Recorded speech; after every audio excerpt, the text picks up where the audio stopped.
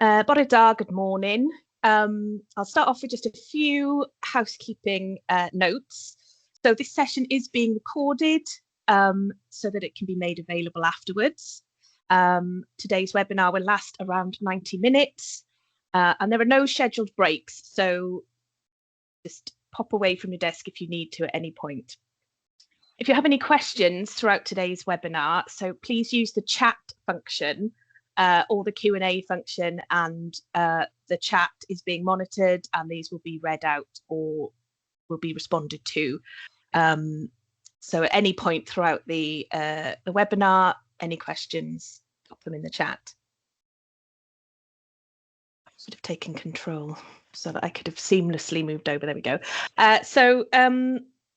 Croeso, welcome to the first training webinar as part of the Bliss Wales programme. So as you know, or some of you may know, some of you may not, my name is Jo Esposti. I'm the Wales programme lead for Bliss. The Wales programme has been funded by the Welsh Government to work with all 9 neonatal units across Wales to help support families, deliver training and undertake research to reduce health inequalities.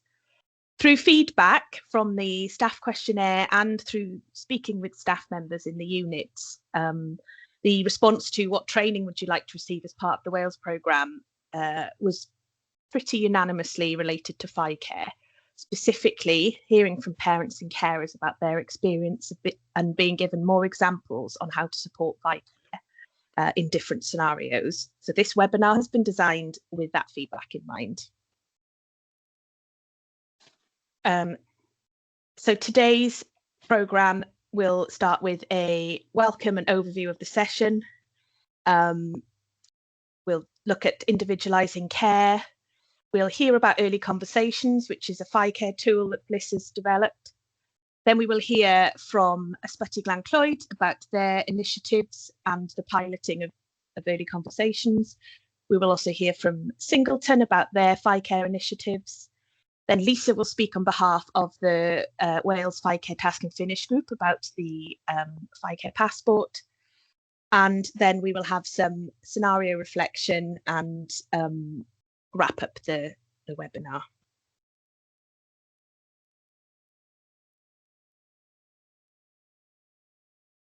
Oh, I can't seem to move the slide on. Oh, there we go. So the objectives for today are to increase awareness and knowledge of the impact that FICare can have on the parents' experience on the unit and how they process it afterwards, to empower neonatal healthcare professionals to tackle healthcare inequalities through the use of early conversations toolkit, and to address and increase awareness of how inequity of service can impact on parental partnership.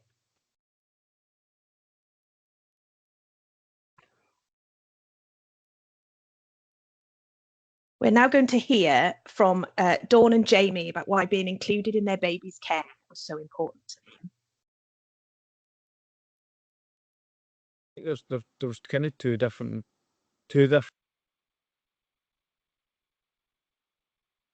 fields within the different hospitals right now. They're caring for the baby and you're just there as mum and dad, and then there's you're caring as mum and dad and we're there to assist you. Yeah. And definitely when they're there to assist you, care for your baby was a better approach. Like, you learn so much more, you feel more part of it. And I got much closer with Clay at that point, when you were kind of there to help you do what you need to do.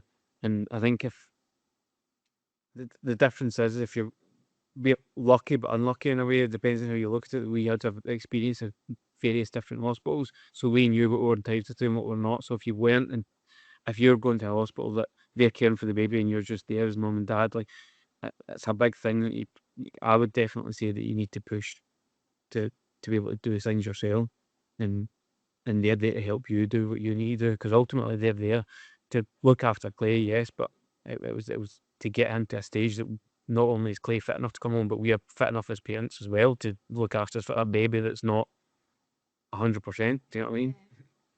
Yeah, so it's how you should be a parent. Yeah, and I think that was a big thing. Is like when we went between different settings, and I think we were really encouraged and really empowered in particular settings, that then when we moved on to a setting that maybe had a bit of a different, like, that were more like, no, we can just go make up his feeds and we can just do that. You kind of like, oh my, do they even need me? And it was all like, oh, well, I'm not doing anything, so I'll just sit here. And they were doing it from such a place of, we can do that because that's our jobs and we're getting paid, and like from a good place. But it kind of made me, anyways, feel a bit redundant, because actually, when I was able to make up the feeds, I felt like I was doing something. I felt like I could help. And I was like, oh, I'm doing something for my baby, when everything else I can't really do. Like, I couldn't do all of it, but like I could go make up his feeds and I could give him it. Whereas it was a big transition to then, like, it kind of felt like a step backwards at one point, where you were like, well, I've been doing all this, and then they're like, oh, don't worry about it, we've got it. And then you were like, but I actually quite like Yeah. that. I feel like I know you're talking about the differences between mother and father, but definitely that's something that we've definitely had in common, is that the only time I felt like I was actually doing something for Clay was the feeds, Mm. making up the bottles, cleaning them out, doing this and doing that. Like, all that kind of stuff makes you feel like you're doing something for your child. So When that's something I do agree with. I feel like if you get up and actually do stuff, it does help massively. yeah, with your confidence and with your Mm. bond. Oh, 100%. So we've talked a bit about the differences between the units that you were on. How do you feel like that impacted your neonatal journey? Those kind of differences in how much they were using FICare, how much they were, allowing you, not allowing, it's the wrong word, but how much they were supporting you to be the parents of Clay. I'd definitely say that. I'd say the ones that were doing the FICare stuff made it easier on your experience. The ones that weren't did make it harder. No, that they weren't. I don't want to say they're neglecting it, but the ones who weren't as focused on FICare made it a lot harder. Your experience a lot harder to kind of manage and also be a part of. Because I go back to it, like I think that the FICare stuff definitely kind of, it helps you become a dad. It's there, and it makes it everything, all the sort of third party external issues and stuff like that. It takes a lot of that stuff away and it lets you focus on being a dad. Whereas with people that weren't, or the kind of the hospital that weren't, you definitely felt that, and it kind of, then you felt redundant. You didn't feel like a dad. They then started worrying about third party stuff like it. Just I definitely felt like you could clearly see the difference in people that were using it to people that weren't, and I felt much more comfortable in the setting than the people who were using it personally. And I think overall in our journey, like you're saying, lucky or not lucky, I think the impact of going all of these different units was good, because we were able to see varying examples of like family integrated care and how it can work and how good it is. And we were able to take that with us between each hospital that we were in, of being like, well, I've already learned this, so I know how to do it, and like kind of advocating for that.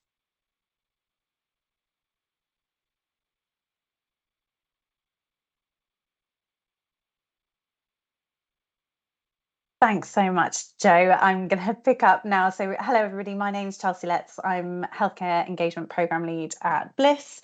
And I think big thank you to Dawn and Jamie for seamlessly kind of introducing why we're all here today. I think it's always really helpful to start by hearing from parents. Joe and I have been working together to kind of pull the programme together for this session, and we really wanted to focus on individualised care and what that meant, and unpick that a little bit more. So that's kind of what I'm going to be talking to a little bit just now. And many of you will be familiar with this. I'm sure actually most people on the call will be. This is why we're all here. Ultimately, the BAPM framework for practice for FICare really clearly puts partnership with families right at the centre of the model for FICare in the UK. And partnership is difficult. It's not something that's really straightforward, and it's really important that we are considering the needs of families in order to build partnership with them while they're on the neonatal unit. And we'll be talking a little bit about equality and equity through this. So I thought it might just be helpful to reference this picture. You may have seen it before, but just to clarify what we mean when we're talking about equity, which is slightly different from equality. You can see on the right that the individuals in the picture have been given kind of unique tools to help them receive the best outcome. And that's what we mean, I think, when we're talking about equity. And when we're talking about equality, it definitely has a place in lots of different areas. We can clearly see, I think, that that being able to address the individual needs of the people can really lead to best outcomes. And I think to put that into the kind of neonatal context, we led a couple of focus groups, and we heard from healthcare professionals about this challenge between standardising care and individualising care, looking at equality and equity, and trying to unpick that a little bit. And I thought these quotes might just be helpful to kind of include in this presentation. So we have: the beautiful example I've seen of equity have always been when we've been well staffed. We don't have too much pressure. And I think for most clinical staff, the default setting will be going back to equality for all, one size fits all, because of the pressures they're under. And I think we have to really acknowledge that we're talking about this in a setting that is really difficult. We know that everybody is working so hard. There's a lot of external pressures, internal pressures, but there is a real challenge that we want to address with you to try and make this possible. The second quote says, "There's a lot of talk, quite rightly, about the standardisation of certain aspects of neonatal care. Some people have that hat on and they think that standardisation applies to how we should approach families as well, and the two aren't the same." Which I think is was a really insightful comment. And we know that there are different parts of neonatal care where standardising it is really has a place. It's really important. So you have policies, guidelines, and procedures for a reason, for safety reasons, and it offers consistency of practice. So we also have to acknowledge that it has a place. But without individualising care for families, parents may not feel empowered to be partners in their baby's care, because nobody's coming to a neonatal unit from the same place with the same experiences. Everybody is an individual, and no person is just one thing either. So it's something that we really want to drive forward as a concept and support you with, to try and make that a bit easier to do on the neonatal unit.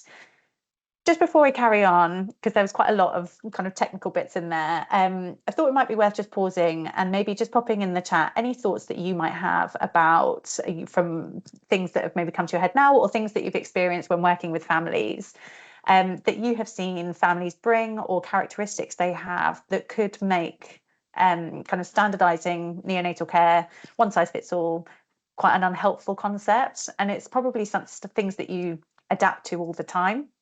But just be interested to hear from you what sort of things you have come across that would make standardisation unhelpful as a concept.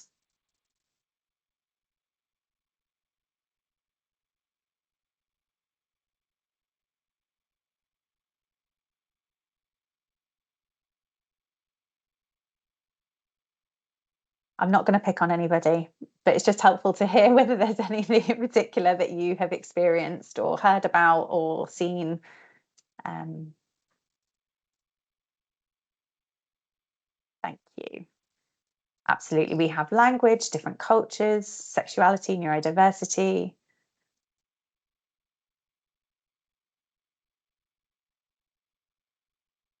Brilliant. There are lots of them, and they can be any sort of kind of facet of access to healthcare, experiences of being in healthcare before, and maybe outcomes that they might have experienced of healthcare too, on top of their own kind of personal beliefs and cultures and experiences.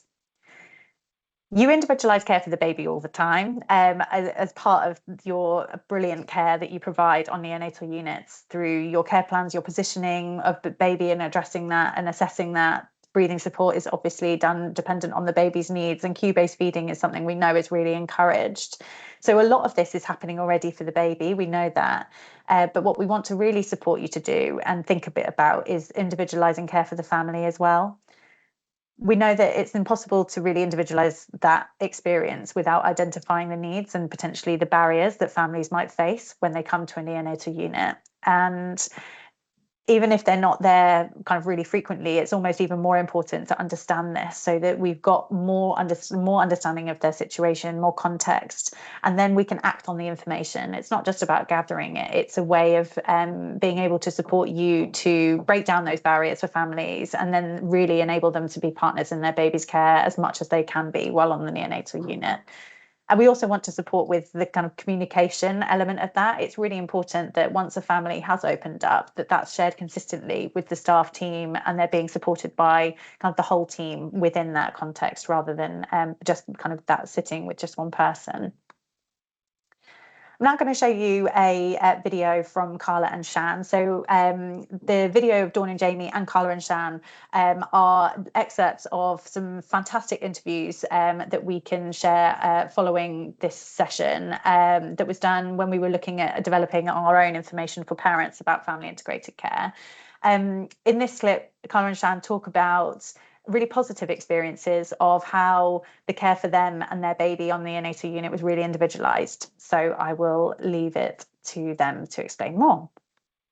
That we necessarily needed to be told about. It was just great that we were very soon introduced to the process of it and getting involved in Remy's care and how to, I suppose, care for him whilst he was there, but also be his parent and learning that alongside that as well. So I think for us, or for me at least, having Remy so soon and so suddenly and going through everything, I was probably I was very much emotional. My hormones were everywhere. I was really frightened, really scared. And having that family integrated care, especially for you, enabled you to take on that more practical role, and for me to be, I felt really supported and really taken care of from like the emotional aspect. And then when I was able to, then it was changing the nappies, changing if he had pulled his feeding tube out, letting them know that he'd pulled his feeding tube out and feeding him via the NG tube. So yeah, it was I wouldn't say a slow process, but it felt like it was right for us and right for me at that time. One thing that I still think of to this day actually is when we were feeding Remy through his NG tube. We hadn't had any experiences with premature babies, let alone someone with all of these wires and caring for them, and then on top of that you have to feed them. And what was really, really lovely in Southampton is they had a little booklet, and it was a feeding certificate, and you go through each step, and there were quite a few steps on there, which I think was really important because it added it showed us the importance of what it was. It isn't just like, oh, you're free now to go and feed your child. It was, this is an important step. Your child is going to go through all of these things, and to have the, what are they called? the syringes. No, the dip. Oh, the the pH. Yeah, the pH. Check. Yeah, so to all of the things to go through to confidently be able to feed your child. So I felt like that was really important. And what again was really nice is, so as you go through the steps, you'd have a healthcare professional, a nurse, sometimes even like a consultant if they were around, to watch you do it, and then they'd tick it off. So you could have this bit of paper which said, yep, you can do that confidently, you can do that. And then once you got to the end, they signed it and said, you are free to feed your child. Yeah. And you'd still obviously have to go through the process of, they would say, Remy needs feeding now, who wants to feed him? And so, it wasn't a case of, oh, Remy needs feeding, I'm going to go to the fridge and get the milk. It was still very much, they were the professionals. And also I think on top of that, it was nice that we had one each. So Shan actually passed her feeding certificate first. And again, I think that goes back to the emotional side for me. I didn't feel like I was ready to do that just yet. But you were flying, and they were like, yeah, absolutely, you go for it. And that, I think, then gave you the confidence. And then once I saw you had done it, I was like, right, okay, now I'm ready to do it. And so then when we came to Portsmouth, NICU, we had these certificates, and they said, oh, brilliant. It wasn't a recognised thing that Portsmouth Hospital did or do, but they were still able to see, okay, you've done that, let's see how you do it a few times. Okay, now you're confident in doing it, we're happy for you to do it. Yeah, I think that was really good.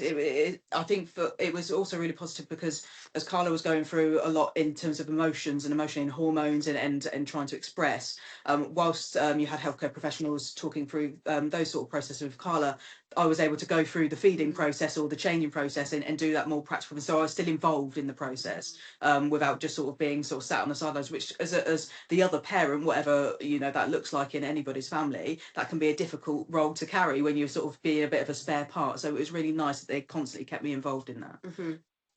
That's really great. And I guess that also speaks to the fact that in any family there are different roles and different emotions and different stages that you're working through, and you're two individual people. So for the healthcare professionals to recognize that and be like, okay, Shan, you're in a different space, you might want to focus on this, is really great, because that is about recognizing your family's needs. Touching on sort of mental health and well-being, we went through that journey in very different ways. Not to say that we both didn't struggle with that, because we did, but we just dealt with it very differently. And I think it was really key for the healthcare professionals that they recognised that I was just very much, right, I'm going to get on and do this and support Carla in a practical way as best I can. But also they would take time out to just have a conversation, or do you want some extra support, or do you need anything? Because even if I wasn't displaying that I might be struggling, obviously they could recognise that maybe you would be. It's a really different, it's not an everyday experience, and it's not something when you look at the normal birthing that you're going to go through that you expect to have. So it was really nice that they would take time out of their work, because they absolutely run off their feet. They take time out of their day to just have a general conversation. How are you? How you getting on? And just talk, general, just chit chat. And that really went a long way. Really, really did. And I think even to the point where, like, recognising, they would say to us, you need to go and have a break now. You need to go and have some lunch. You need to, and if I was expressing or even go and washing my hands, sanitize my hands, whatever it was, they would still approach you and say, right, you need to do, how about going to have a break now? How about having a walk? And or even like now, Carla's not in the room, you have some skin contact to build that bond up, so it was always the involvement, and also recognising, right, one parent's not there now, and also Carla would probably predominantly be holding Remy to try and build that bond up to ensure that she was able to breastfeed more successfully. So when Carla wasn't there, right, actually you need to be involved now, and you need to keep that bond over both hospitals as well, which was really nice. And the consistency was there. I think one of the main things was that the people that were around us, in terms of like the professionals, were genuinely inclusive and kind about our family unit, because for us this is our everyday life. This isn't out of the ordinary. We are very much, we're married, we call each other wife and wife, this is normal for us. But for some people it's not. For some people this may be the first time they have met a baby with two mums. So it was really important for us and key for us that the people that were around Remy and around us were understanding and kind and inclusive. And I feel we really felt that. There were times where we had to maybe not educate but correct people, and it was very much taken on board. So in one hospital, the consultant was looking at his notes and said, so who's mum and who's dad? And we were like, come on now, we were able to sort of make light of it. But we corrected him, and he was very apologetic, and he said, I should have looked up. But we were confident enough to correct and to speak up and speak out. We felt safe enough to do that. So that was something that was really important for both of us. And I think for me, as Remy's mum that gave birth to him, it's really important for you to feel that to feel like Remy's mum. Of course, absolutely. And I think that the healthcare professionals were really good in doing that. We had some really positive experiences. We had an experience when we came back to Portsmouth, actually, because we talked very briefly previously about that sort of checklist that you have to tick off, and on there it's just a standard, mum does this, dad does this, so we tick it off. And one of the nurses recognised, and we went home that night and we hadn't said anything about it, and we came back and she changed it so it was mum and mum. And it's just little things like that. It's not a big thing, but when you're going through something, it's like that's actually really caring, and it's a nice thing that you've taken really that, you considered that, and it's just one less thing that we then don't have to keep looking at and thinking, actually it's very inclusive. I think for me it gave us the best start in life when Remy was home. As you touched on earlier, we didn't expect for this to happen. We had no idea what the neonatal care unit was. We had no idea what that looked like. But to be given all of the tools and information that we were given across 2 units and even post, discharge, it's invaluable. The things that we learned how to bathe Remy whilst he had all of the tubes in, and we learned how to feed him. We learned how to recognise signs of distress. He was much smaller and he was discharged when he wasn't even full term. He was just about to be 38 weeks, wasn't he? So he wasn't this newborn baby. He was that sort of minus newborn baby. So it gave us, I think, as first time parents of this newborn that's tiny, a little bit more confidence going into home life, having him in our space. What is that going to look like? How do we navigate all of the things when he's feeding? What happens if he doesn't breastfeed? What happens if he, all of these things? I think it really gave us the confidence to start our home life and this home journey with a little bit more ease. It was still really scary and still really uncomfortable at times and chaotic and all of the things alongside being new first time parents, but it really did give us the confidence that we didn't expect or know that we may need. Yeah, I think it is pretty much as it says on the tin. It is working together to try and care for our child or that individual's child. We were very fortunate in the fact that you'd have the healthcare professionals come to us to say, look, we want to do this, this and this, but they'd include us in that and they'd ask our opinions. So it wasn't just a case of clearly if there were certain things that they had to do initially when Remy was born, he needed to have surgery, he had to do that. We didn't have a say in that, but they informed us as to what that would look like. They put us at ease in relation to that, and if things going forward, we got to say how we wanted our care for our son to look like, and it was very much incorporated, but we were working together to make sure that he got the best care. So we were really, really appreciative of that, and like I said, we came out of that from like I said, what started as a massive change in a scary situation, really positively, with lots of knowledge and experience from people who are very knowledgeable and experienced, and also some of the nurses who have also got their own children. They've been doing this a long, long time, and so we've got different ways of winding Remy that we would never even thought about that were really helpful, little things like that, so that when we come home, it just made life a little bit more comfortable and a lot easier for us. So another big thanks to Carla and Shan. I think there's loads to unpack there, but hopefully a really helpful reflection, and just indicates lots of different small ways that FICare can make such a huge difference to a family, and it's really long lasting as well. So individualising care, I think we've clearly kind of covered that's really important, but we know that there are challenges with capacity and resource for healthcare professionals to really make that a reality, and you don't always have the tools and pathways to support you to do that either. So we're going to be talking a bit more, Anna, as our colleague, is going to be talking a bit more about early conversations as a tool to support you with that, and we're also going to be working on a health inequalities project that I'll explain a bit more of as well. But you can see on the slide here a couple of quotes from parents, just again highlighting how important they feel it is to really for healthcare professionals to really get to know the family and support them and address the needs that they might have to help them be partners in their baby's care. It would be amiss of us not to mention, we talked kind of very briefly at the beginning about health inequalities and equity, and we know from our work that families, regardless of any characteristics that they might have, face barriers being involved in their baby's care. It could be lack of accommodation challenges, the high costs associated with having a baby in neonatal care. So there's lots of those already in place. It's a really difficult time. I know that you know this already, but we also have to acknowledge that babies and families of minority ethnic backgrounds and those experiencing social deprivation are more likely to have the poorer outcomes. So they could also face additional barriers that can exacerbate the challenges that are already in place to their baby, and ensuring that they can be partners in their baby's care as well.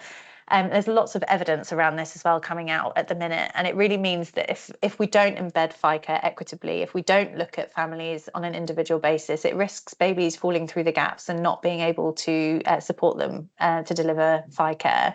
So we have some research here, kind of some actually relatively recently, just last year, to say that families from more deprived areas were less likely to be involved in ward rounds when this was investigated, that parents from all ethnic minority groups were less likely than white parents to be included in consultant ward rounds, and also that parents of Asian babies had lower odds of being updated by a senior medical professional within 24 hours of a baby's admission. And lots of these are kind of key indicators of FICare happening. At the moment, we know that there's work going on to kind of expand and look at that more broadly. But I think we can see the evidence is there that this is a real challenge that we have to acknowledge. I have another parent to speak with you briefly now. This is Yasmin. It's actually taken from another webinar, which is the screenshots you can see on here. But she talks really beautifully, I think, about how her own culture and her own experiences were really kind of taken on board so that she could really feel like she could connect with her baby on the neonatal unit. Yasmin. I became a pre-NICU mum in August 2018 to my beautiful daughter Iman. She was born at 25 weeks and 6 days. She was born at the Rosie in Addenbrooke's Hospital, Cambridge. Phenomenal hospital, and I really appreciate and thank God that she was born there. So my waters broke unexpectedly at 25 weeks, and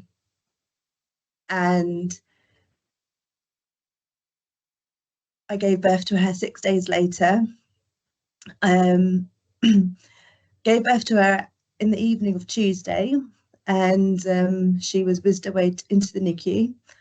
The next day, I had really good feedback from the consultant saying that she's done really well. She's only intubated for 8 hours, and then she was able to move on to CPAP, and I was able to visit her once I had some of my own procedures done. A few hours later, on Wednesday, about 3 p.m, I went to visit my daughter in the NICU. I had never been inside a NICU before. To be honest, I've never even heard of a NICU. So I went in, and as a Muslim, we are required to read a call to prayer to our children once they're born. My husband wanted to share that experience with me, so he waited till I could see her. I'm really sorry, guys. I can get a bit emotional. So they lifted the top up of her incubator, and they said that although this could be quite distressing for her, but it'd be really important for me to be introduced to my daughter. And the exam was read to her, and Val's such amazing nurse asked me if I wanted to touch her. I wasn't ready then. It was the first time I'd seen such a small baby with so much tubes and everything around her. I don't think I was mentally quite ready. So after the exam was read to her, I decided to just sit by her side and watch everything that's been going on. They explained to me some of the procedures. They explained to me what some of the tubes were. They explained to me that how important my colossum was, and if I can try and extract that for her.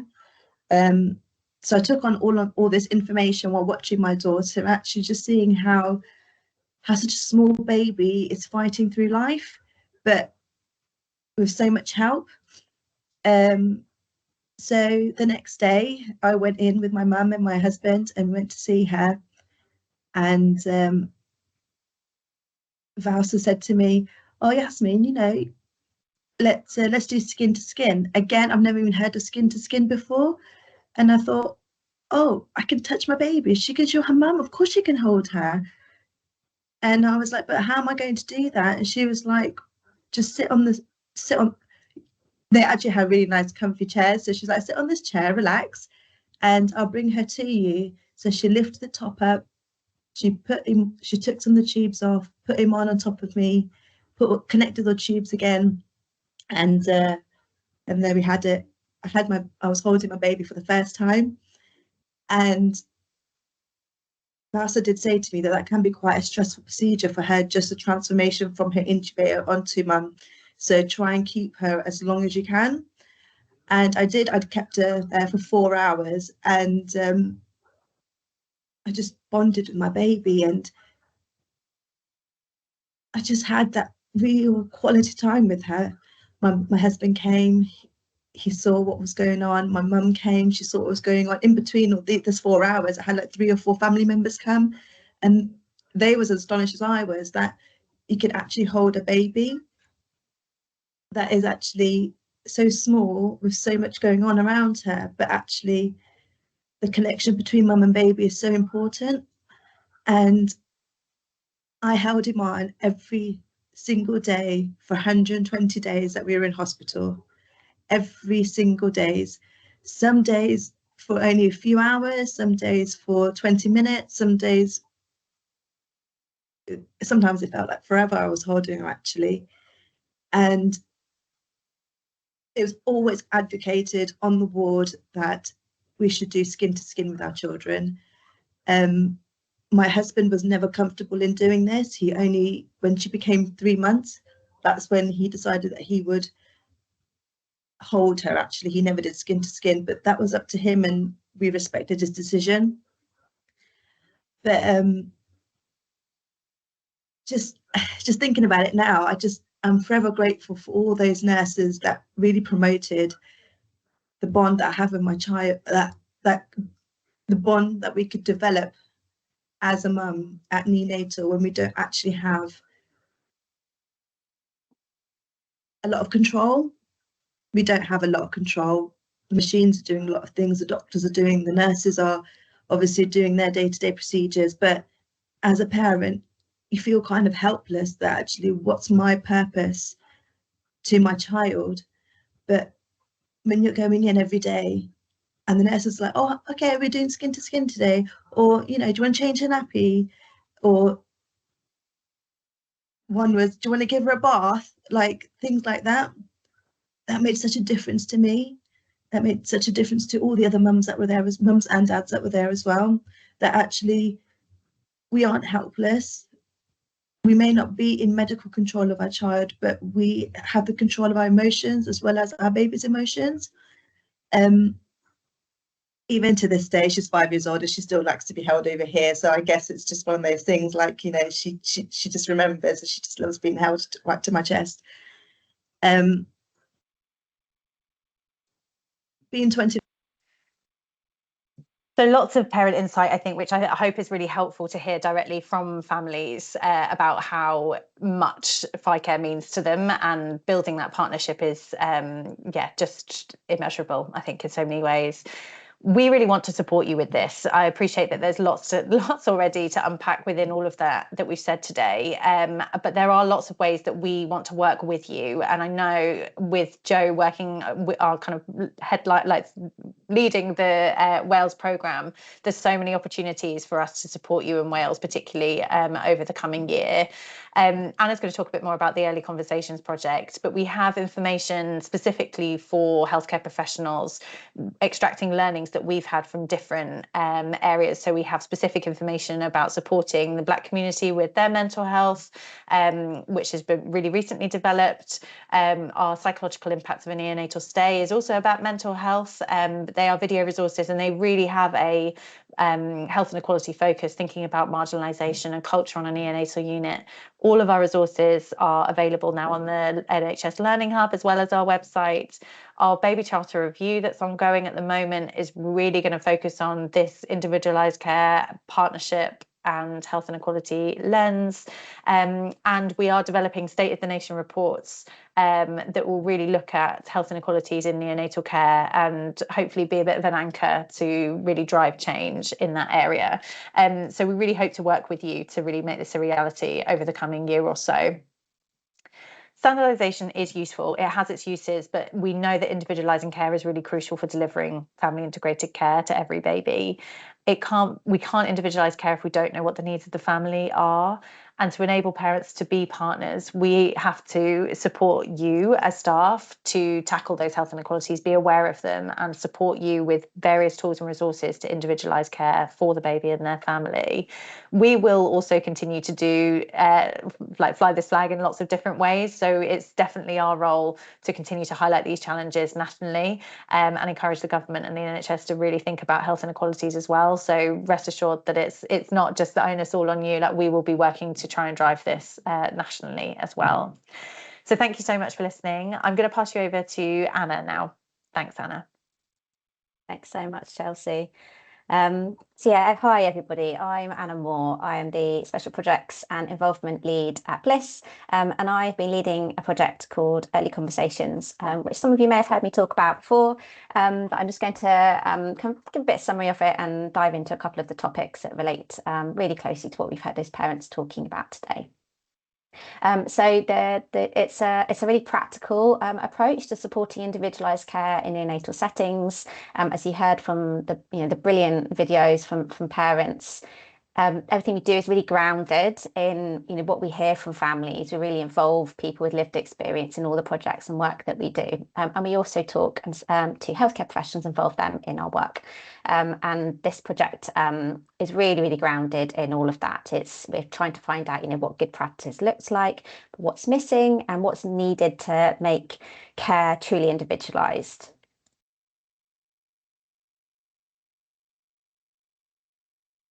Well done. Thanks. I don't know if I've got, yeah. Thanks, Chelsea. So we, as I said, we've spoken a lot to healthcare, to parents about what kind of good care looks like for them. But we also want to talk to healthcare professionals because this is a tool that was really, it's for healthcare professionals to use.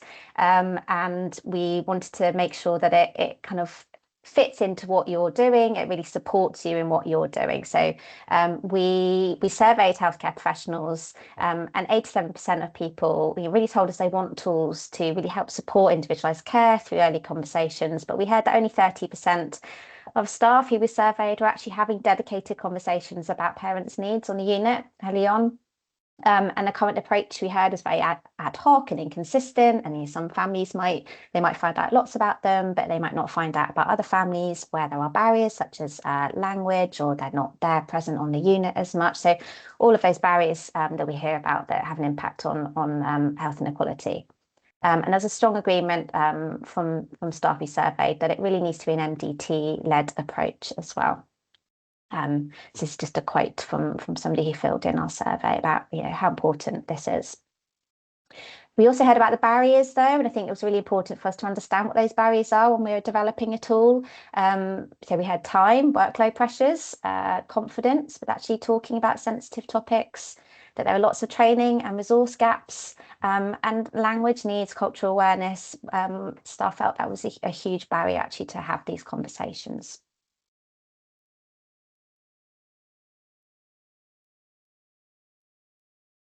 So we, as I said, this is we really wanted to focus on individualising care, and we wanted it to be something very practical that would support you to have early conversations with families about what was happening for them, what were their circumstances, because we know everybody comes from a different place, what's going on at home, what's going on at work, their confidence, their mental health, all of that creates an individual. And then coming into a really difficult, traumatic experience of giving birth to a premature baby or a very sick term baby, they're in this world. They don't, many of them, as we heard, they don't even know what neonatal unit is. They don't know what neonatal care looks like.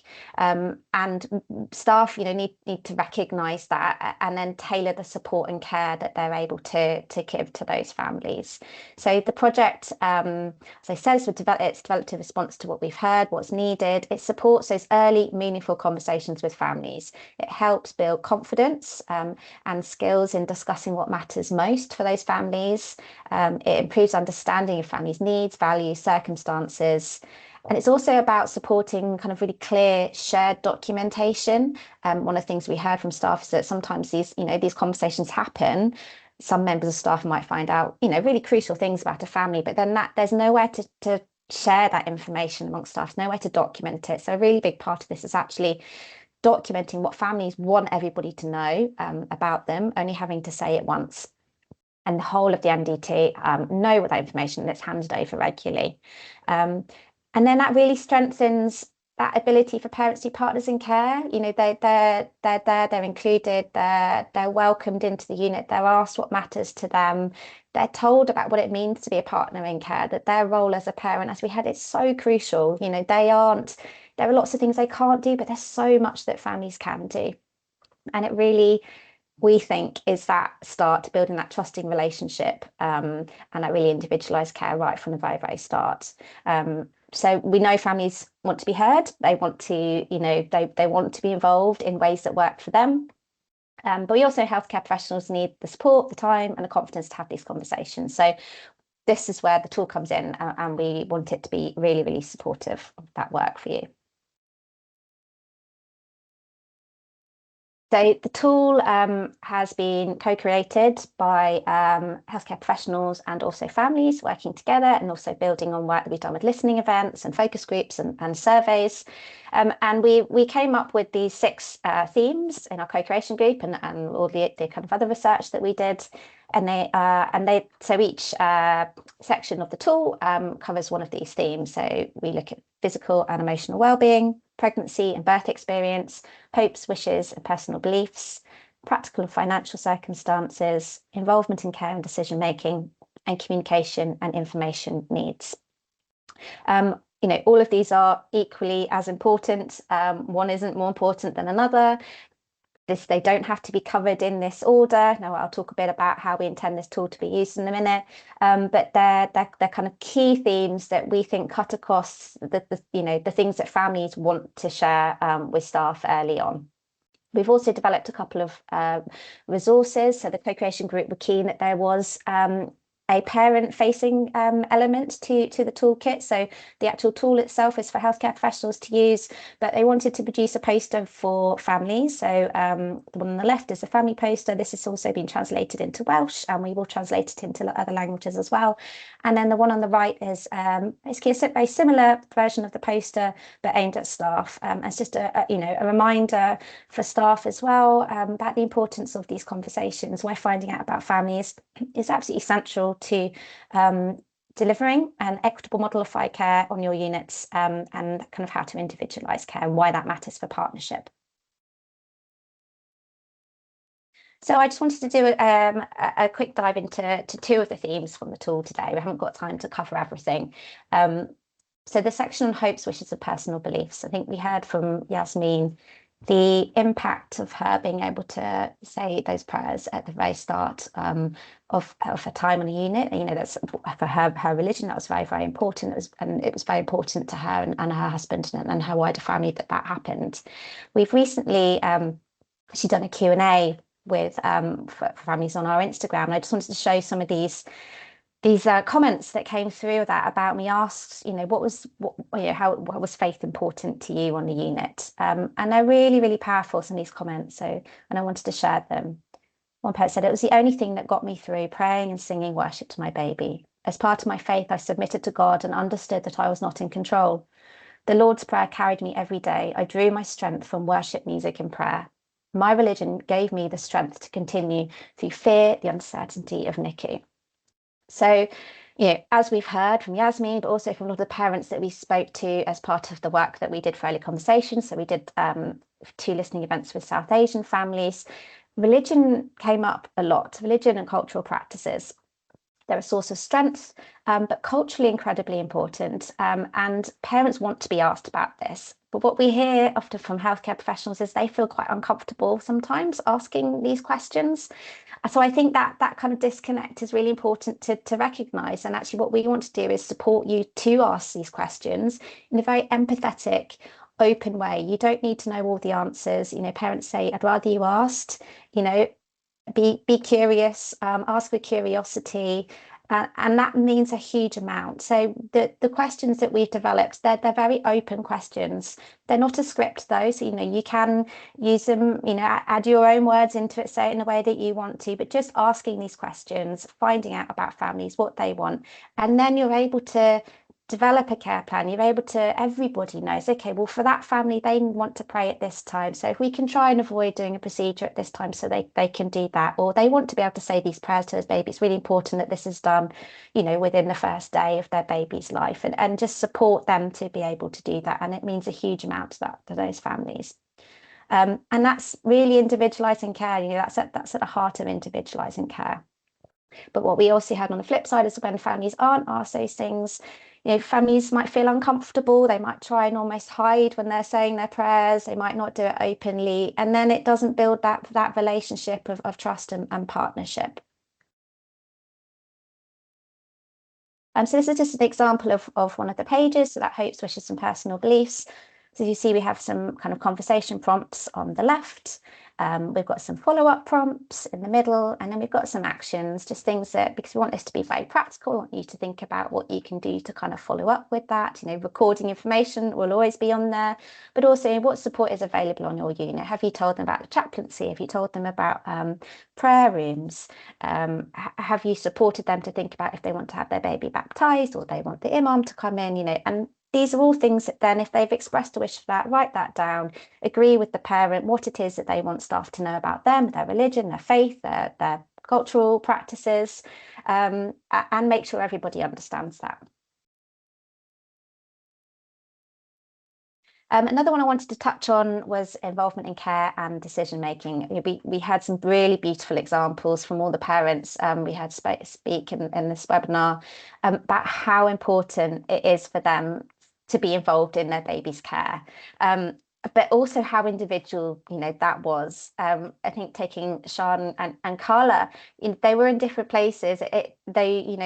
Sian was ready before Carla to get involved, and they really, were really grateful to staff for treating them as individuals. So it's another thing I wanted to pick up, is that this tool, we would like each parent or carer to have a conversation, because one size doesn't fit all. Even for one family unit, they'll take different paces, they have different levels of confidence, their well-being, their emotional state really plays into how they're feeling about getting involved in their baby's care.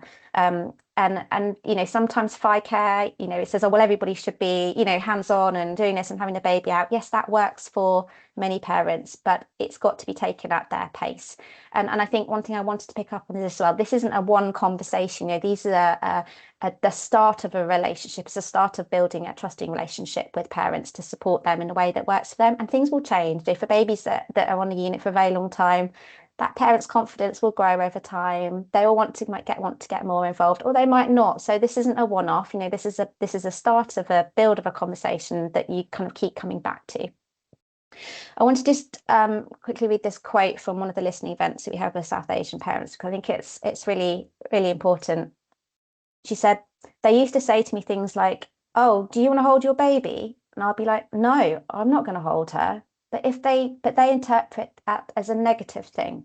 But they put 3 wires through her stomach. You've told me them wires are very important. If they get one wrong, it could severely harm her. Why would I now then want to hold her, knowing that could be the potential risk factor? So there's a huge amount of anxiety for many families, especially in the early days of holding their babies. And when there's too much pressure to do skin to skin, to hold them, and then if that parent says, actually, I don't feel ready for that, I don't feel confident, I'm scared of doing that, they feel that's perceived negatively, that they're almost failing as a parent. And I think it's just really important that's where that individualized care and support really comes in. Sorry, I keep losing the moving on button. Thank you. So again, this is just an example of that page from the tool. So some of the questions, the prompts, you'll need to introduce the idea of what involvement in care looks like, because as you said, most families won't know what they can or can't do on a neonatal unit. So, really explain to them, what is possible, but that might happen over time, and that things can change, and how can they best be supported? Do they have perhaps disabilities that actually make even holding their baby difficult, or could they need support to do so in a particular way for them to feel safe? Or are there other people, are there other members of the family actually it's really important to be involved in their baby's care? And same with the decisions about care, really thinking about how they can be involved in the most appropriate way for them. And so just some key takeaways. So what is it? What is the tool? So it's a guide for those ongoing, meaningful conversations. It's led by what parents want to share. They're flexible prompts. It's not a script, and I really, really want to emphasize that. It builds trust and partnership from the start. it really enables individualised care. There's also transparent parent-led documentation that's shared with the whole MDT and handed over regularly. What it's not a tick box exercise. It's not a formal assessment. It's not a psychological screening tool. It's not a one-off conversation. And it's not about recording everything that's discussed. You know, parents actually tell us they feel quite uncomfortable when they think staff are making notes about them. We really want this to be like a care plan that you develop with parents, that they know what's being put in there, they know what's being handed over, so they don't have to repeat things, and they feel confident, they feel trust in the staff. And also, it's not about singling out individual families. We want this to be offered to everyone. So it's where that kind of standardization versus individualized care that Chelsea talked about, you know, there's this standardized because we want everybody, it's universal. But then what you do with that information is then where the individualized care comes in. So the project, we're in the pilot stage at the moment. So we've got the first version of the tool and resources. We're piloting it on units in England and in Wales. We're gathering that feedback from staff and families about how they find the tool. We know what can we do to make it better. We'll take all that feedback, we'll kind of further refine the tool. I think we'll develop some new kind of additional training resources for staff. And then there'll be a second phase of piloting the new revised versions later in the year. So that's a quick run through, but I've left my email address. I think that you can put comments in the chat and I'll kind of get back to you. But also if anybody wants to just get in touch to have a chat about the project or the tool, really happy to hear from you. So thank you. Thanks so much, Anna. That's really, I love hearing about the early conversations tool. I think it always comes back to that every time we speak to parents.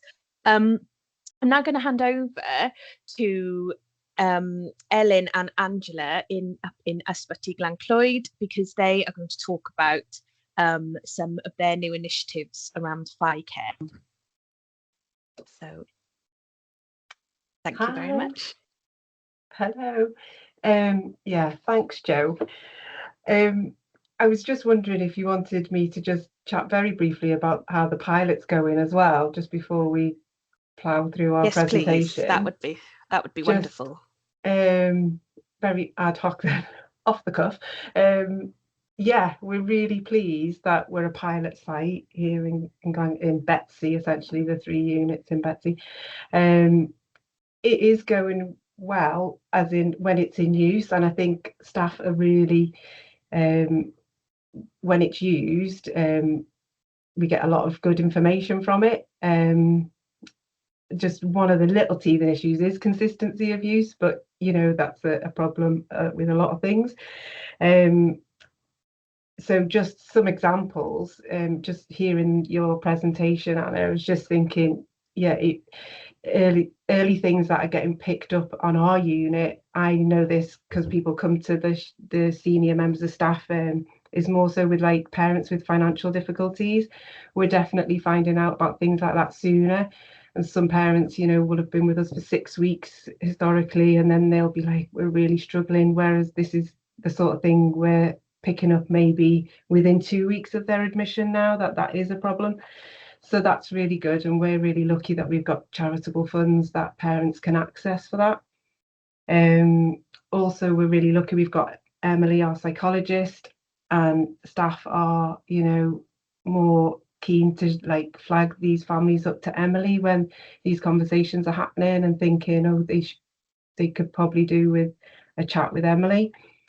But yeah, like I say, consistency of use. Obviously we're 3 sites and we're really trying hard with our transport team to get that tool photocopied and goes with the baby, so that, like you say, they don't have to keep having the same conversations with a new team. Yeah, so it's still going, and I think initially we said like a month, but I think it became very apparent it needs to be a lot longer than that, to fully implement and get feedback and stuff. So yeah.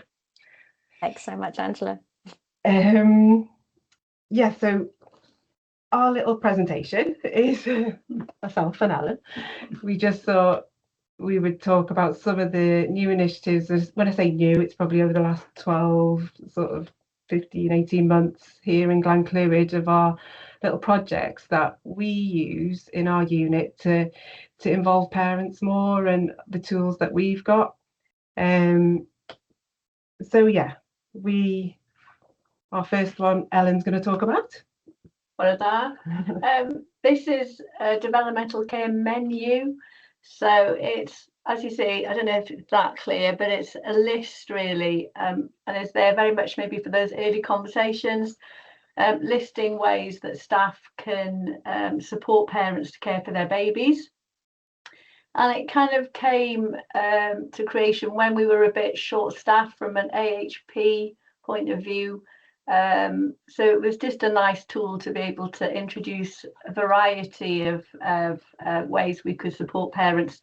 So we did club them into ITU, HDU and nursery. So for example, ITU, nice and early, discussing positive touch, how to read your baby's cues. And then, for example, down in nursery, we've got maybe baby wearing. Was that something parents wanted to explore later on in their care of their baby? So it was that sense that parents don't know what they don't know. So hopefully, despite it being a list, it's not pretty. But we've got Becky, who's a member of our Deaf Care Champions, who's creative on Canva. So she's in the process of making this prettier, so it will be more of a booklet. So I think, again, that's just nice how this kind of early project is still kind of being developed with kind of support from parents. Yeah, definitely. And one of our other things we wanted to just share was our planning for home meetings. So this is an initiative that really sort of stemmed from our Growing Home Flowers. So that is an initiative that's in use. It's on all our documentation for our families, where it's the pathway to discharge essentially. So it was implemented a few years ago now, to help parents keep involved with the process throughout the baby's journey and knowing, how close discharge is coming up. So it was the flower helped them feel more prepared for discharge. So it came about because parents were sort of, discharge was sprung upon them essentially sometimes, or they just didn't think their baby was that ready. And so this picture of the flower where the petals would turn green through the baby's journey was better for parents to visually know where they're up to. So still, I think we thought as a unit, parents were getting home, and certainly from our outreach team, they were still a bit home is a scary place once you've been on the neonatal unit for so long. So we brought our planning for home meetings in, and that came from some of the, we know from the BAPM framework for outreach that discharge should be timely, well planned, with parents fully involved throughout really. So we made a pro forma. Is that the next slide? Or yeah. No, if the next slide just shows, the flower there at the bottom left corner is all green petals. So it's just to show that that's the actual flower that we will put on the board where all the babies' names are, to show that actually this baby's petals are all green. Parents are obviously looking for discharge, and we need to plan for that. So it supports parents to prepare for that transition. The need is identified by any member of the team. Some of the medics will come up from ward round and say, the baby's ready, and the AHPs definitely as well. Because what we always used to think is that our families where there are safeguarding concerns always have quite good planning for home meetings, and that's obviously involving social services. But the families that didn't fall into that category didn't get that level of preparation. So that's how it came about. So the idea is discussed with parents, and if they really think that'll be a good idea for them, a time is set, and we take it quite seriously. It's a protected sort of meeting. Health visitor is invited. They usually come on Teams, although we have had the odd one in person. And we'll tell parents that, you know, there are people who are going to support them at home, grandparents, they can join as well. They get to meet, obviously, the community outreach team. And yeah, the next slide just shows the pro forma that we use for it. And this was developed by our psychologist, Emily, mostly, wasn't it? So the pro forma sort of flags up key themes for the family, and what their priorities are, what sort of resources they have as a family, and what concerns or risk factors they can envisage, and the team is there essentially to chat through that with them and make a plan for discharge, so it's not such a scary thing to take the baby home. Yeah, we document all that, and we're gathering feedback, aren't we? Still, we get it. That's one of our newest initiatives, really. So we're getting feedback as we go. So yeah, we're really pleased with that. And then our third little topic is the National Pain Project. So a few of us who were in Glasgow for the FICare conference, 24, we worked it out. We heard Dr. Maria Ladiana Dre speak about the National Pain Project. So we signed up and joined her for her meetings, which are still ongoing, and she's very kind of open for people to join. And I guess it was addressing that kind of historical kind of culture, really, when parents would be asked to maybe leave their baby when a painful procedure was going to take place. So we know that Bliss have done a lot of work on involving parents in supporting their babies during painful procedures. So this was kind of exciting then to sort of be involved in what Dr. Maria was doing. And I'm sure people have seen it as part of the BAPM pain guidelines from last year, wasn't it, 25? So that kind of infographic is part of the guidelines. And so Dr. Maria was happy for us to translate it into Welsh. So we've done that. And yeah, so it's nice to have the, you know, paratoi cynorthwyo gwarchod as informing our Welsh speaking parents. So the plan is to implement it. So Dr. Maria, as well as providing this sort of tool, does also provide like an implementation sort of guide.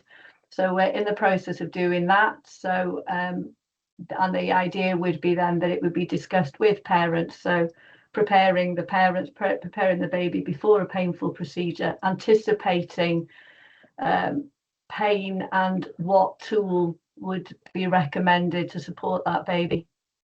And the protect, the gwarchod, is again thinking of protecting the brain from the effects of early life repeated pain. So it's a really exciting project to be part of. And yeah, I think contacting Dr. Maria, if anybody's not involved and interested, then she's great. Thank you.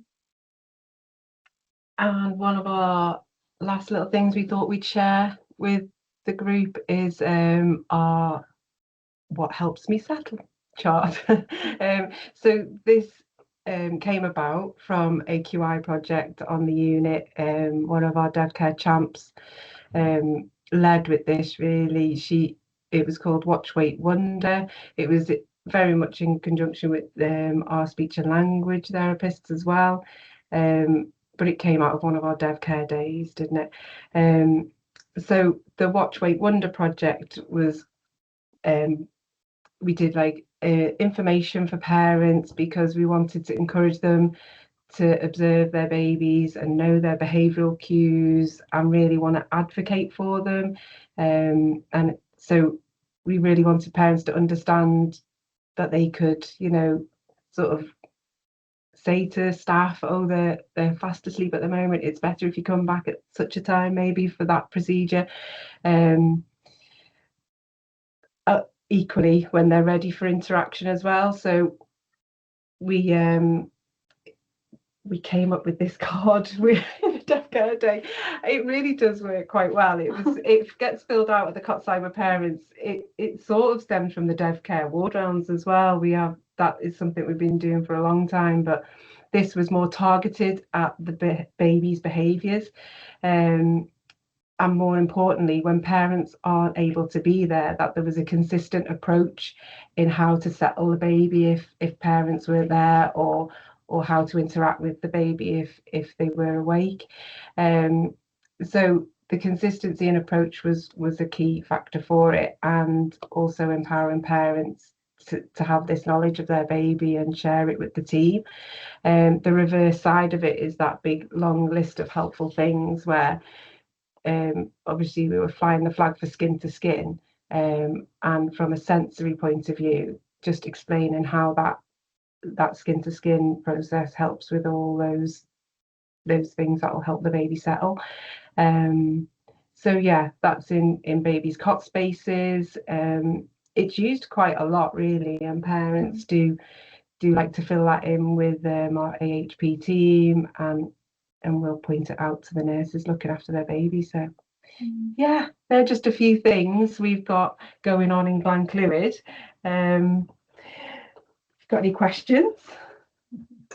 We're happy to chat.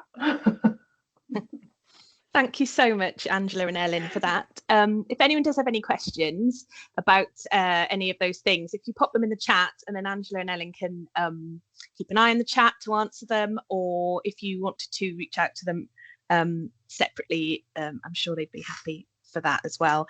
I'm now going to hand over to Sarah and Amanda from Singleton Hospital to talk about the work that they're doing there around FICare. So take it away. Can you hear me okay, guys? Yes, we can. And can you see my screen? Yes, we can. Amazing, fab. So hi everybody, my name's Sarah Davis. I'm the discharge liaison nurse in Singleton Hospital in Swansea Bay Health Board, and I'm just going to share with you 3 initiatives that we've got going on at the moment to just help parents become partners in care in our neonatal unit. So the first one I'm going to talk about is our FICare days for nursing staff. I'm then going to talk about a new standard operating procedure we've got called buggy time. And then I'm going to hand over to our occupational therapist, Amanda Laws, to talk about the hug rounds. Okay, so the first thing I'm going to talk about is our FICare days for nurses. Just a little bit of background, really. We've been doing family integrated care for over 10 years now in Singleton, and when we first started, there was loads of enthusiasm amongst staff. There's a real culture of change, and parents were becoming more and more involved on the unit. And then, of course, COVID hit, and as I'm sure that was the same in all your units, there was just massive restrictions on visiting, and that had a real knock-on effect on parents being involved in their baby's care.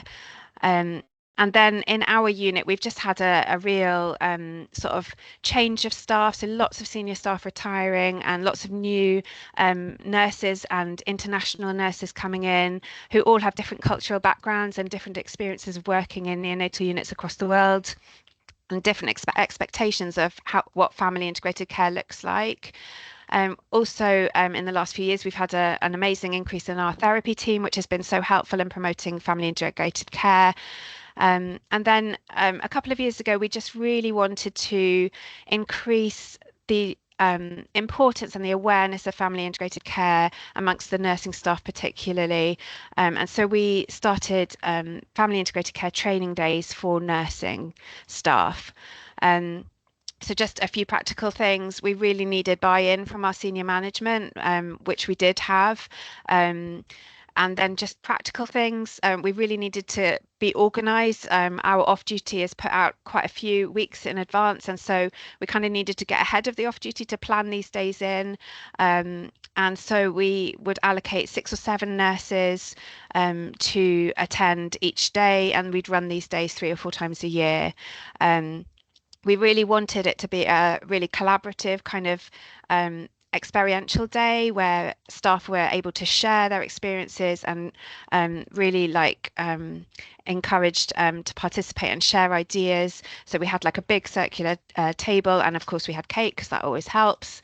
So this is a little photo of us on one of our days, and this is the program of what might look like on a typical FICare day. We particularly didn't call them study days because we wanted to get away from that kind of like academic emphasis onto like a more collaborative and sharing day. So yeah, this is some of the topics that we cover. So introduction to family integrated care, the role of the nurse, FICare and discharge, FICare and feeding, the role of psychologist in FICare, FICare versus developmental care, including parents in positioning. And then the last slot of the day, which is always the most popular, is we'd invite a family back to share about their experiences in our neonatal unit.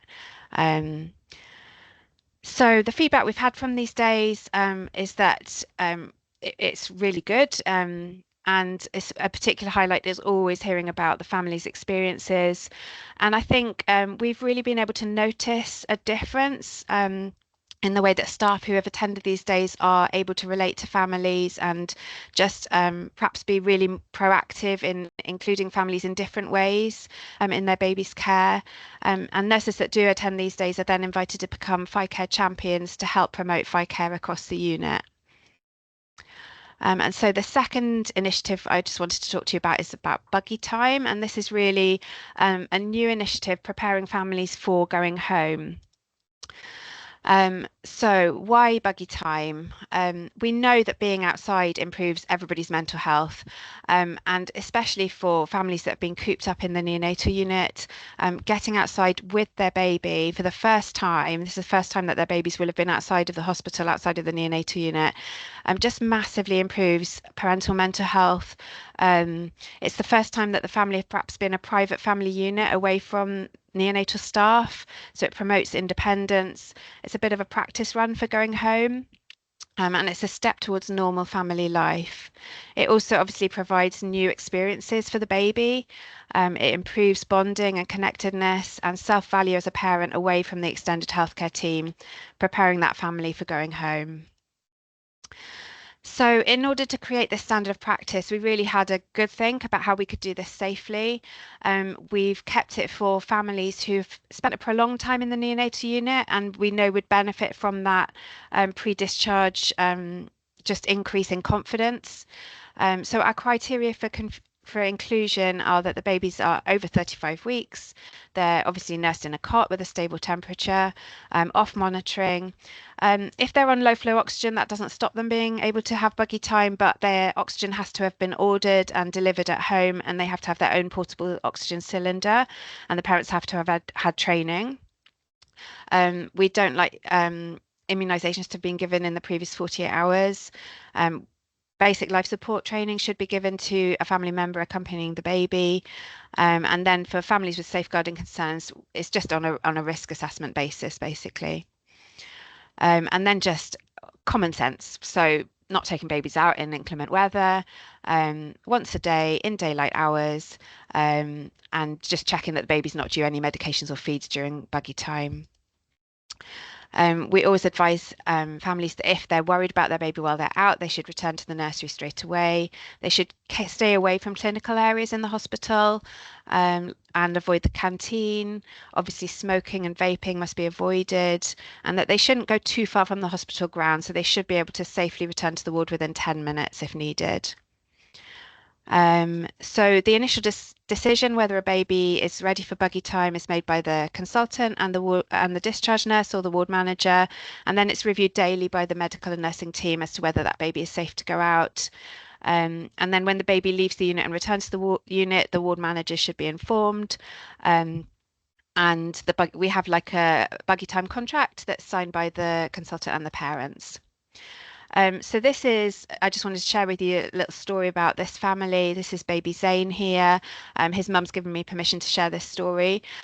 So Runa is from a Bangladeshi background, and Zain was born at 29 weeks and had quite a complex course through the neonatal unit. And Runa had so much anxiety around going home. She was particularly distressed about the fact that Zayn would have to go home NG feeding. She hated the visual of the NG tube on his face. She felt she felt a stigma and a shame about that. And she didn't want to take Zayn out of the house when she went home. She said, I'm just going to stay indoors the whole time. I just can't go out with him. And so we spent a lot of time with her, building up her confidence. And it was a really big step, actually, just to go out with her. So she wasn't confident to go out on her own with Zayn in the buggy. So I took off my uniform, just put on my jeans and a t-shirt, and we went out together just as two normal people taking a baby out in a pram. And that was a massive confidence boost for her. And she has sort of reflected on that since going home and just been really grateful that we could give her that opportunity before taking Zayn home. So yeah, that's what I wanted to share with you. I'm now just going to hand over to Amanda, who's going to talk about the hug rounds that we've been doing in Singleton. Thanks, Sarah. I'm just going to share my screen so you can see some slides. Can you see those slides? For Sharon? No. Not yet, no. Why are they not sharing then? Is it on? Why? Let's have a look. Sorry, this is because of the crash of our I tell you what, I'll just talk it through. I'll talk it through. It'll probably be easier. So I'm going to talk about our hug rounds, which are called Helping Us Grow rounds. It's not really a new initiative. We've done FICare rounds for a very long time in Singleton. When we started FICare in 2017, one of the first things that we developed was a FICare round, which was led by myself. At that time, we didn't have a full therapy team. It was just me. So we've improved things hugely in that time. But what was really important at that time is, and thinking back to the lovely videos we've seen about parents talking about how important it was to them to feed their baby. Parents didn't tube feed their babies at that time. And during the FICare round, that was our opportunity to share sort of different FICare practices. And we learned at that time that a lot of these practices were new for our nursing team as well. So, thank you. Who shared? Oh, Sarah is amazing. Amazing. So if you can, okay, forward through to the hug rounds. Oh, I love a team approach, don't you? This is amazing. Thanks, Sarah. This one, yeah. So at that time, we knew a lot of the FICare practices that, particularly that I was bringing to the team, were new to our nursing team.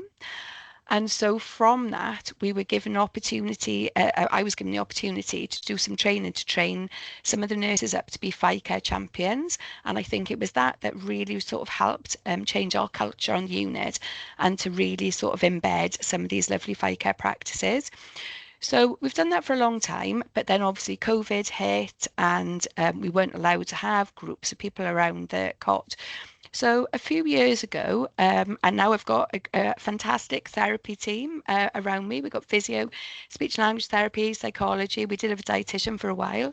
It's been really great to do these Helping Us Grow rounds. And this is our opportunity to really hear the parents' voice and to really focus in. And we don't really talk about medical things. We purely talk about what parents see as their baby's strength. We look at what is working for the babies, what they're wanting to work on, and what helps them to do that. And this is a real opportunity to embed FICare and developmental care principles. So basically, 1 to 2 members of the therapy team sit with the parents. And we literally sit, we take a chair and make sure everybody's sitting, because I think when we're talking to parents, it's really important to be on the same level. If they're sitting in a chair, we found that makes a real difference with engagement and how comfortable parents feel. We have a weekly or fortnightly goals which we set to review. Because again, we're so limited with staff, we don't have the capacity to see every baby on the neonatal unit, which is really sad. But we start our initial focus is to start with babies considered to be high risk. And we're hoping to extend that over time. And this is carried out collaboratively with parents. Next slide, please. So this is an example of our, so we sit down, and these are our helping us grow COT cards that we sit down with parents. So we listen to their strengths. You can see in this example, the parents had identified that baby was coping with less breathing support. Mum was producing lots of milk. They'd noticed that the baby had a strong grip, that they were growing, and they were now past their birth weight. And it's really lovely to watch parents talk about their baby's strengths, because they get a real sense of pride in their baby, and it brings in a real sort of positive focus, because on a neonatal unit, parents are given so much negative information and are dealing with such difficult things all the time. So to have that positivity and pride in their baby is a really lovely thing. So we asked them what their baby's working on. So for example, this baby, they talked about baby was learning to cope with different environmental changes, how they were managing skin to skin. I think this particular baby found the transfer out really stressful, and we showed parents how to do parent standing transfer to keep babies more calm and settled during that transfer. Mum was working on, Mammy was working on changing the nappies in a way that kept baby nice and calm and settled. And then we also focus on what really helps the baby to go to the next step, whatever the family goal is. So for example, this family loved singing to their baby and reading to the baby. The Folk of the Faraway Tree was their favourite. To help families understanding of oh gosh, MD. What was MD? Well, one of my team will shoot me for that later. Skin to skin contact with mum and dad, and gripping someone's finger, help that baby regulate. Next slide, please, Sarah. This is another example. As you can see, I love this, where mum and dad thought the baby's strength was keeping mummy and daddy on their toes, developing their personality, showing amazing communication skills, and that they'd really learned to settle during skin to skin. Mum and dad again like to read and sing to the babies, keeping having a lot of skin to skin, having a swaddle transfer, still learning to enjoy being on my side. What helped this baby was heads being tickled, listening to mummy and daddy's voice, sucking and tasting mum's milk from a cotton bed, and swaddling when unsettled. So you can see how personalised. We talked a lot about at the beginning, or Chelsea talks a lot about the importance for individualised care. And we think this is our opportunity to make sure that parents really have that voice and are able to share with the team their individualised view of their baby, and is placed cot side, so all nurses looking after the baby get to do that. So we looked at some feedback after we'd done this for a few months. Over half of all parents thought it was very helpful. 100% of parents strongly agreed that they were really listened to when talking about their baby's needs during the hug round. 100% of parents strongly agreed that the people leading the hug round really understood the parents' priorities about their baby. 100% of parents felt that their baby's strengths were celebrated. 100% felt valued as the important person for their baby. And 100% reported the hug round helped identify plans, helped their baby, and that, again, 100% reported hug was a really good use of time. So these are some quotes. The team were very friendly and understanding, a good distraction from the scary rounds going on, really helpful, and really helped me to achieve helped me understand how much my baby has achieved. So, so that's it from me. Oh, thank you, Amanda. That was lovely. I really enjoyed hearing about those. Before we move on, can I quickly read out a question that's been put in the chat for you, Sarah, around the getting the consultant team to agree to the buggy time initiative, because in Cardiff there's been a firm no to babies leaving the unit. Yes, so it wasn't without complication. The standard operating procedure went round the consultants quite a few times, and I would say it hasn't perhaps been without its teething problems. But I think the overall sort of ethos behind it, the consultants were on board with, and since we've started it, they have really embraced it and seen what a difference it makes for families. So I would just say keep pushing because it works and it's amazing for those families. Oh, thank you, Sarah. I'm now going to hand over to Lisa to talk about quickly about the work that the FICare Task and Finish group have been doing in relation to the FICare passport in Wales. And I promise to be quick. I'm just going to give you guys a whistle-stop tour of the work that's been going on. I'm recognising lots of faces in the group today, which is wonderful. And this has very much been a collaboration across all of the units in Wales as we work towards what we hope will be a really positive end goal. So for those of you that aren't aware, back in January, we reignited the Neonatal Network Task and Finish group with the aim of reviewing the current passport. So the passport, as you can see, is depicted on the bottom there. It was first put together in 2019, and there was a very strong feeling amongst the units that it was becoming less and less used, and that it needed some revamping and pulling into 2026 whilst listening to what families wanted and what they wanted to use it for. So we've met a few times now over the last few months. We've set ourselves some quite rigid deadlines in order to get this piece of work done, and it's really been a pleasure to see everybody working together. We've had representation from every health board, which has been great, and one of the first things that we did was to ask families in Wales what they wanted. We did this by way of a survey that went out on our social media across all of the sites. And we had about 66, 67 responses, which was great. And we had 100% representation from the units in Wales. So there was responses from every unit. We did acknowledge within that there was 40% of those responses were from one particular health board, but the themes remained consistently, highly consistent across all of the findings. So although we've noted it, we don't think it skewed the results.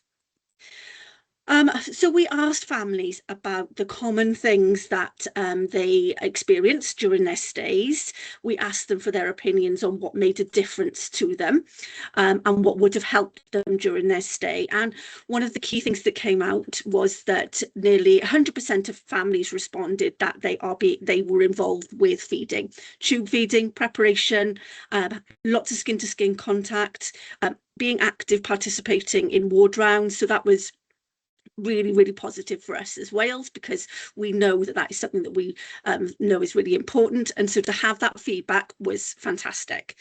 What we also found was there was a lot of variability in what parents were reporting regarding their experiences of discharge preparation, sleep guidance, medical support. So inconsistency is one of the key things that comes out of any parent survey.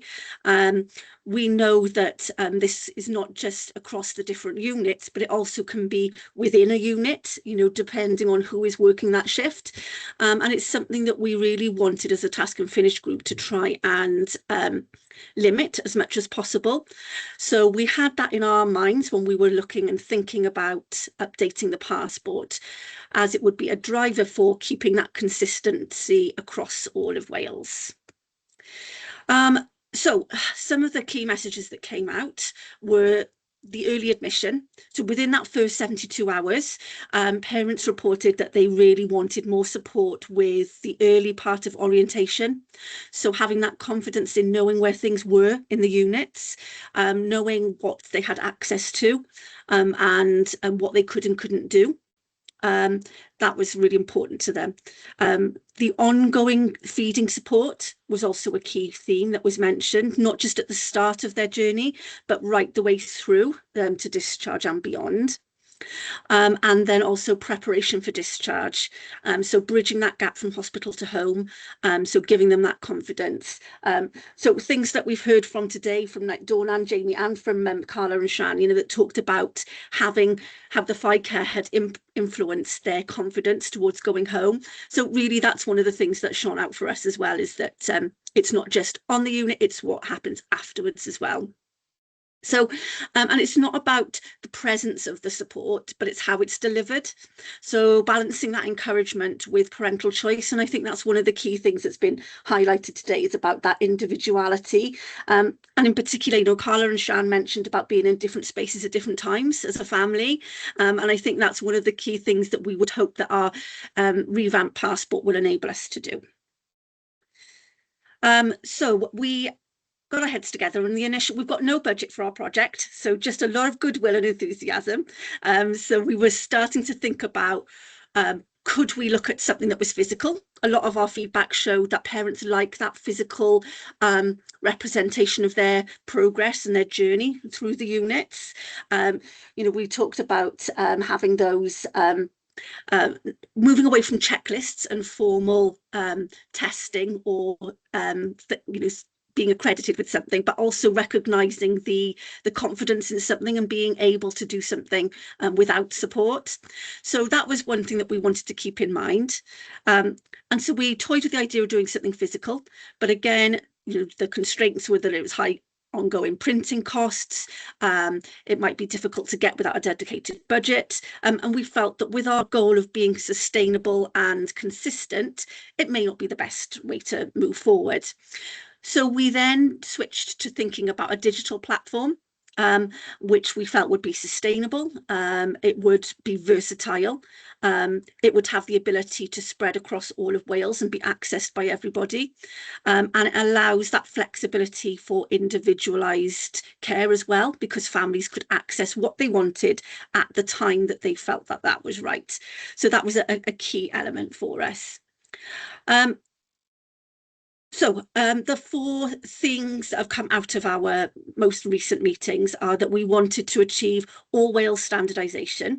And I've used the word standardisation, but I recognise that actually it's not a one size fits all. So we are still advocating for that individualisation rather than standardisation, but it's the consistency that families want when moving across the units. The unified branding, so we want to be proud of what we're doing in Wales. We want to have that element of an all Wales pathway of care. That's really important to us. Listening to everybody talk today about workforce training, particularly the guys in Swansea saying about how they have done some team training. You know, we recognise that things like today are really important, where we have got open for webinars and forums for people to come together and learn as a group, so that we're giving that consistent message to families. And in particular, the early conversations toolkit, you know, that is really ticking a lot of our boxes of what we want to achieve. You know, because our plan is aligning with what the toolkit is aligning with. Parent-led, flexible prompts, not an assessment, not a tick box, and available to all. And then equally, we want to be able to offer in the Welsh language, and that's really important for us. And so it's been part of our planning from the off that we start with offering in Welsh, and then as we move through, we would hope that we'd be able to offer in other languages as well to give access to everybody. And I know we're tight on time, so I'll just quickly give you a little taste of what the kind of things we've been looking at. So we've really wanted to move away from wordy documents, which is what the old passport really was. It was a lot of words in A4 style pages. So we're trying to review the content of those, which we've done as a group, and I'm really grateful to everybody who's helped with that.